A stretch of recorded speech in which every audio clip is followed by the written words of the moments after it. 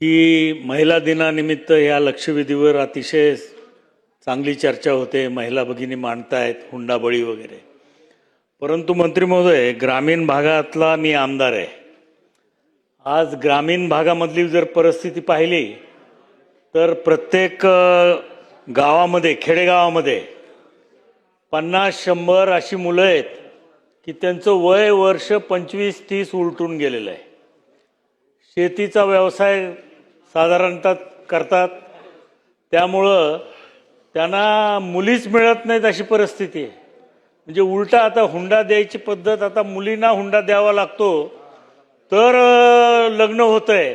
आणि फसवणुकीचे प्रकार फार व्हायला लागलेत. बोगस मुली आणतात, लग्न करतात, एकाच मुलीचे 4-4 लग्न.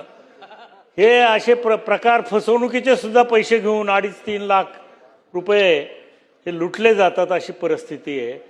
तर या बाबतीत सुद्धा सरकार विचार करून ह्या मुलं जे आज विना लग्नाचे आहेत, आज खरं म्हणजे फार वाईट परिस्थिती आहे. आणि समाजामध्ये सुद्धा मग त्याच्यामध्ये अनेक व्यसनं करणं, अनेक भानगडी वाढत चाललेल्या आहेत. तर याचा सुद्धा विचार शासन करेल का, आणि यांना काही त्यांचे लग्न व्हावे त्याच्यासाठी सरकार काही मदत करेल का? सन्माननीय ज्येष्ठ सदस्य प्रकाशदादा सोळंके यांनी वर्तमान परिस्थितीत होणाऱ्या वास्तवाबद्दल देखील या ठिकाणी माहिती दिलेली आहे. निश्चितपणे आपण आपल्या अनुभवावरून ही माहिती सभागृहाला दिली आहे.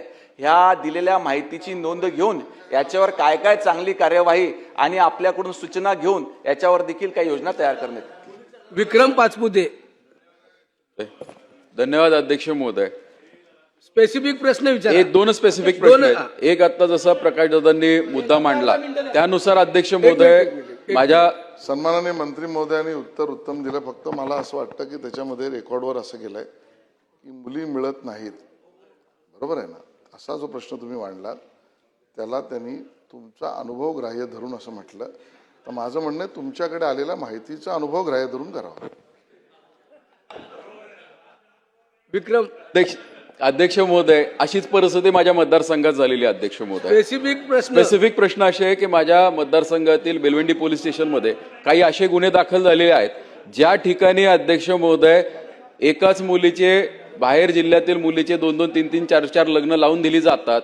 आणि कुटुंब जर पुढे जायचं म्हणलं तर आम्ही तुमच्या नावावरती हुंडाबळीचे गुन्हे दाखल करू असं सांगितलं जातं आणि मुलगी नांदायला सुद्धा येत नाहीत. अशी स्पेसिफिक काही प्रकरणं आहेत ती मंत्री महोदयांना देतो. त्याचबरोबर मंत्री महोदयांनी उत्तर देत असताना महाराष्ट्र 2003 हुंडा प्रतिबंध नियमाचा उल्लेख केला होता.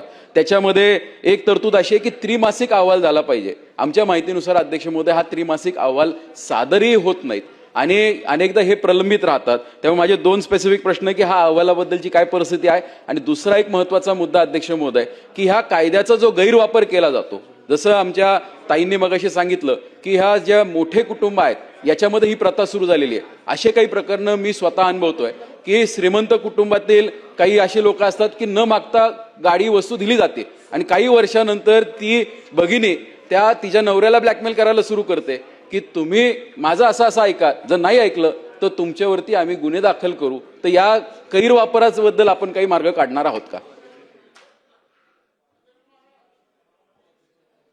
सन्माननीय सदस्य विक्रमजी पाचपुते यांनी विचारल्याप्रमाणे जी आपली हुंडा प्रतिबंधक अधिकारी नियुक्त करण्यात आलेला आहे जिल्हा स्तरावर देखील आणि तालुका स्तरावर देखील, तर यांनी जो त्रैमासिक अहवाल सादर करायला पाहिजे तो निश्चितपणे सर्व ठिकाणी केलेला आहे. आणि जर का हा झालेला नसेल तर तो त्या ठिकाणी सादर करण्याच्या सूचना त्या ठिकाणी देण्यात येईल.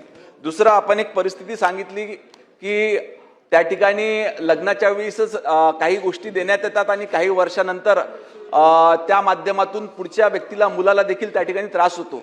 तर अशा संबंधित स्पेसिफिक जर का तक्रारी भेटल्या तर ती परिस्थिती बघून त्याच्यावर गृह विभाग कारवाई करतो.